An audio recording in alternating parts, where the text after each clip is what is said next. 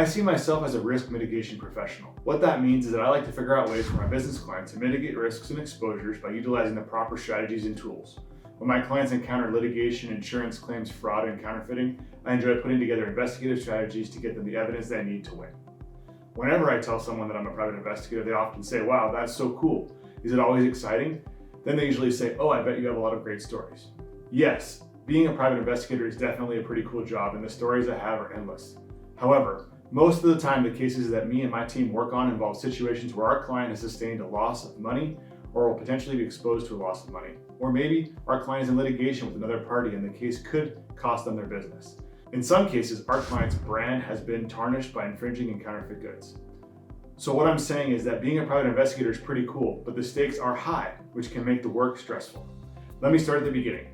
My investigation firm is family owned and operated. We've been around for over 35 years.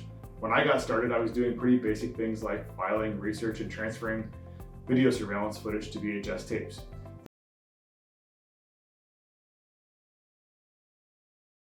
Investigation business. I quickly came to understand the fraudster or bad guy usually has the upper hand in many cases. The investigations we conduct are typically geared toward developing evidence on the fraudster, embezzler, or counterfeiter. This can be difficult and costly because the laws and legal system, both on the civil and criminal side, require evidence and information that can be difficult to develop, assuming you're using ethical tactics. As I developed my private investigation skills and worked more cases, I started to see patterns. Whether the client was big or small, or the insurance loss was big or small, there were often the same situations that led to the accident, fraud, embezzlement, or counterfeiting. I clearly remember a case that got me really fired up. We were investigating a commercial auto accident where our client, a large Fortune 100 company, was being sued. In this case, it was clear that the tractor-trailer truck driven by our client didn't cause the accident, but our client was being targeted because they were a large company with a big insurance policy. The key witnesses in this case were employees of our client. Prior to the depositions of these employees, we were tasked to conduct a thorough background check to be sure that anything that would impact these witnesses' credibility would be known, because we were sure the other side would be doing the same. Sure enough, both of the key witnesses were found to have a significant criminal history. Because these key witnesses would have their credibility called into question if the case went to trial, our client ended up settling the case, which cost them hundreds of thousands of dollars. I thought to myself, how could a Fortune 100 company hire employees with criminal histories? Don't they conduct background checks on their employees?